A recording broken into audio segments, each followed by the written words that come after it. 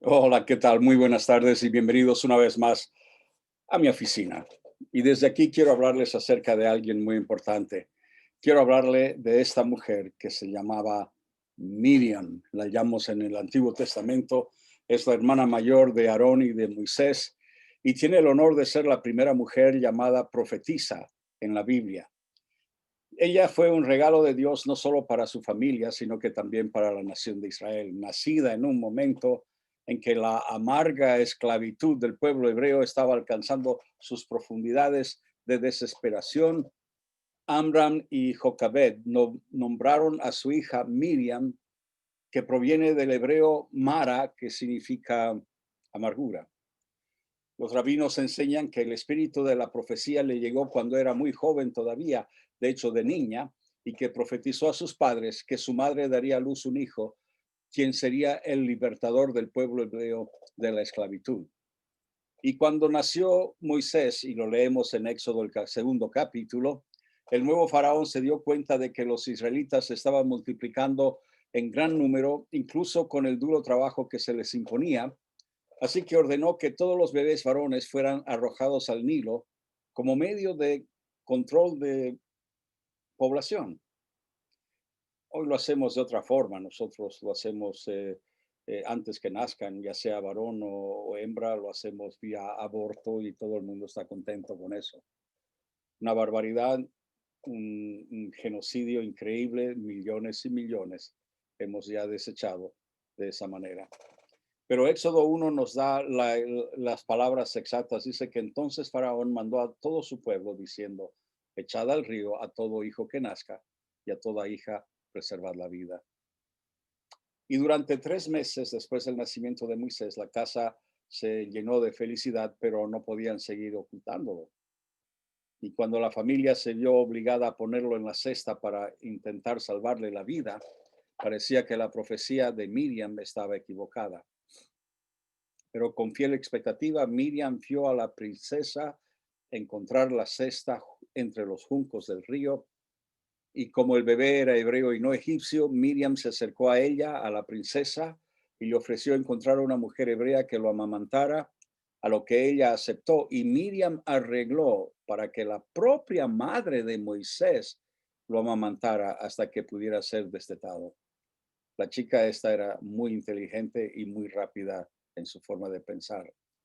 Los rabinos enseñan que cuando la hija del faraón, que dice que es Bitia en Primera de Crónicas 4:18, tocó la cesta que contenía a Moisés, se curó de una enfermedad de la piel, lo que es obviamente un milagro. Esto no está en la Biblia, pero es en las narraciones rabínicas de la creencia judía. La princesa reconoció al niño como uno de los niños hebreos sentenciados a morir. Y sin tener en cuenta el orden de su padre, decidió salvar al bebé y adoptarlo como suyo, lo que también es un milagro. Y Miriam vivió para ver su profecía cumplida. Y junto con sus dos hermanos, ayudó a guiar a su pueblo a través de 40 años en el desierto, camino a la tierra prometida. Miqueas, el profeta Miqueas, es uno de los profetas menores. En el capítulo 6, el verso 4, dice algo muy, muy sumamente interesante. Dice, y esto es Dios que está hablando a través de este profeta, y dice, porque yo te hice subir de la tierra de Egipto y de la casa de servidumbre te redimí, y envié delante de ti a Moisés, a Aarón y a Miriam. Miriam es nombrada al mismo nivel que sus dos hermanos. En el camino a la tierra prometida, Miriam una vez más jugó un papel prominente en un evento que involucraba el agua.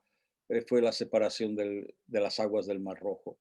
Y cuando digo que involucraba el agua, porque de acuerdo al pensamiento judío, el agua se identifica con Miriam, mientras el fuego es con Aarón y Dios es con Moisés.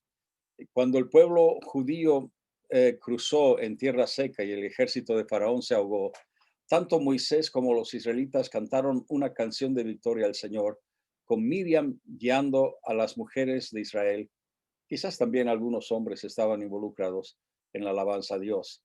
Y Éxodo 15 dice lo siguiente, y Miriam, la profetisa, siempre la identifica como tal, hermana de Aarón, tomó un pandero en su mano y todas las mujeres salieron en pos de ella con panderos y danzas.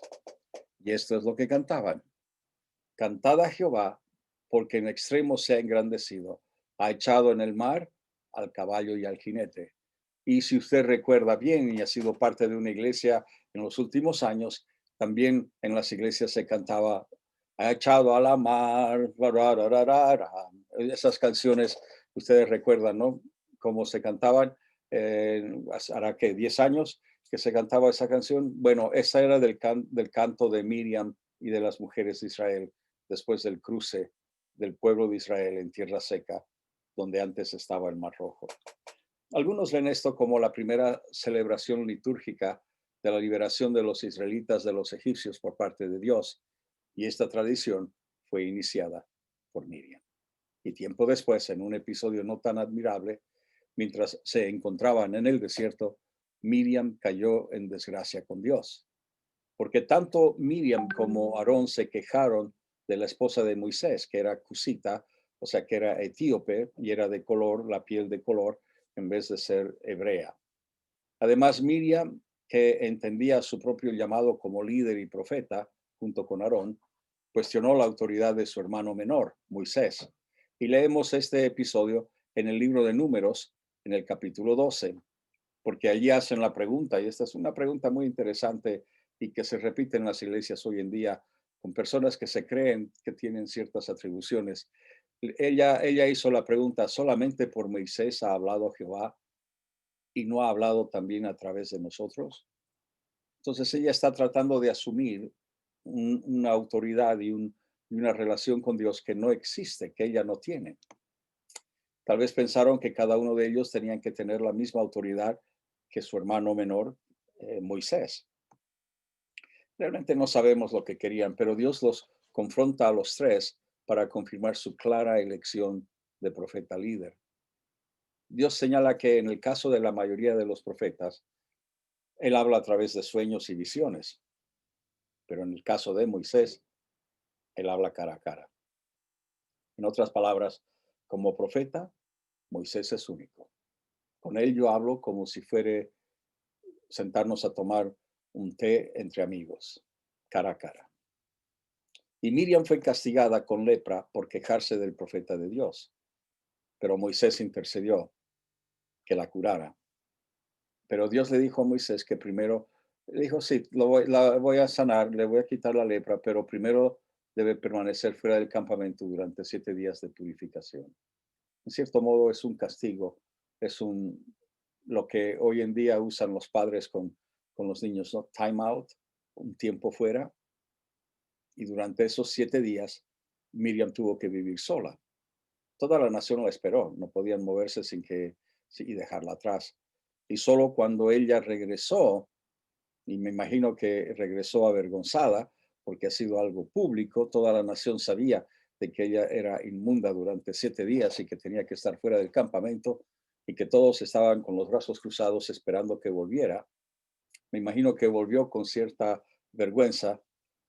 Recién cuando ella regresó y se reintegró, pudo la nación comenzar a marchar otra vez.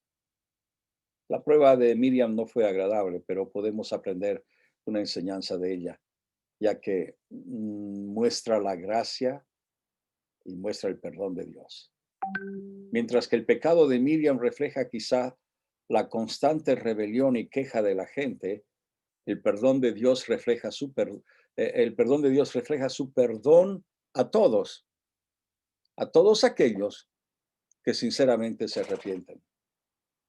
Y Dios también honró la intercesión de Moisés al sanarla y permitir que Miriam continuara guiando a los israelitas hacia la tierra prometida junto con Aarón y hacer ese triunvirato entre los dos hermanos y la hermana. Ya sea que seamos hombres o mujeres, podemos aprender de su error y ser más sabios en la forma en que ejercemos influencia y liderazgo. Dios nos coloca a cada uno de nosotros en un rol de liderazgo particular y debemos reconocer el cargo de liderazgo que Dios ha puesto sobre nosotros y no sobrepasar los límites de nuestra autoridad. No usurpemos en las iglesias autoridad que no nos corresponda. El relato de la lepra de Miriam es una prueba de la conexión entre el mal de hablar mal y la lepra, o sea, y el castigo. Después de que ella y su hermano Aarón se atrevieron a hablar mal de su hermano Moisés y de su esposa que era Cusita, ella fue afligida por la lepra. La ira de Dios se encendió contra Miriam y la afligió. Y esto es lo que Dios dijo. ¿Por qué no tuvisteis temor de hablar contra mi siervo Moisés? Entonces la ira del Señor se encendió contra ellos y se fue. Dios se fue. Y cuando la nube se levantó de encima de la tienda, la piel de Miriam estaba leprosa y volvió tan blanca como la nieve. O sea, hay aquellos que no tienen ningún temor de Dios de hablar mal de sus líderes, sus pastores, gente que tiene la responsabilidad espiritual del pueblo, y hablan descaradamente mal. Lo hemos comprobado tantas veces en la iglesia, en las iglesias, y eso debiera de producir cierto temor en el corazón de la persona. Debería de haber este saludable temor en cuanto a chismear. ¿Cuántos chismes se dicen de su pastor? ¿Cuántas veces ha oído usted chismes, calumnias dirigidas al ungido del Señor para servir en una posición que él no ha buscado, sino que Dios lo ha llamado para liderar en un ministerio en forma pública?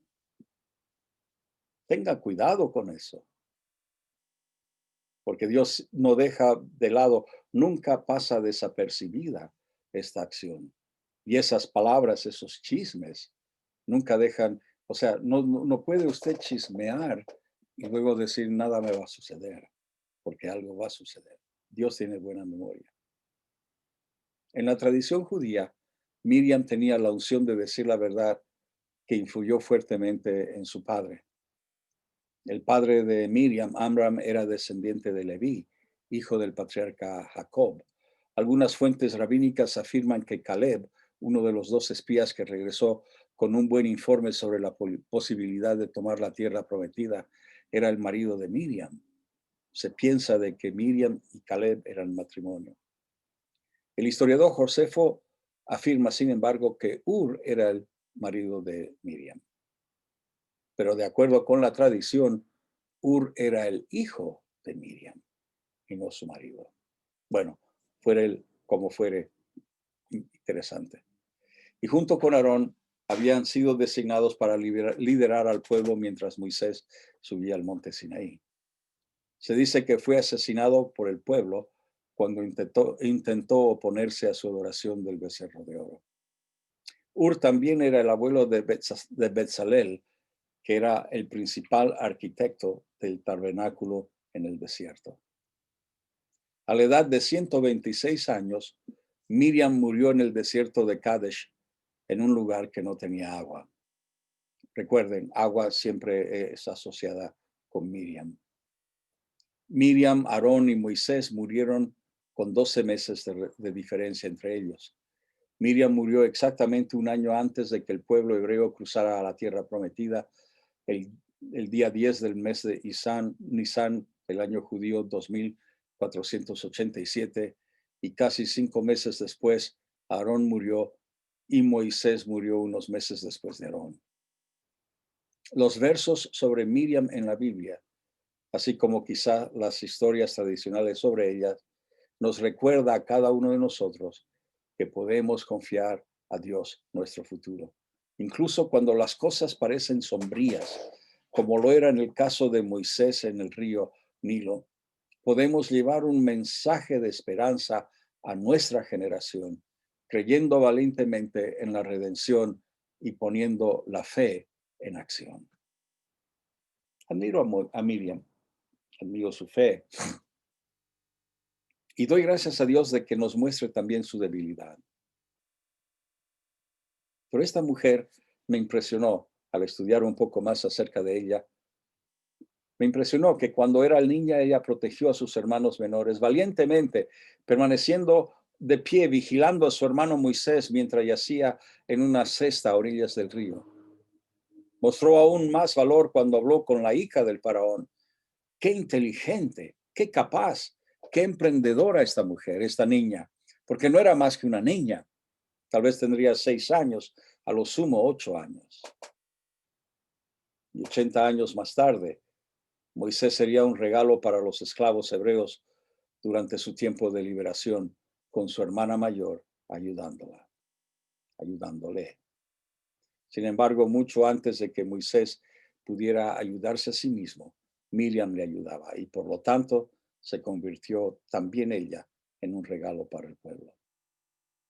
Que cada uno de nosotros ejerza sus dones con tal previsión y fe, con tal paciencia, para que nuestras acciones sigan dando vida a nuestras familias y a la nación en el futuro. En esta tarde quiero orar por los pastores que han sufrido el chisme.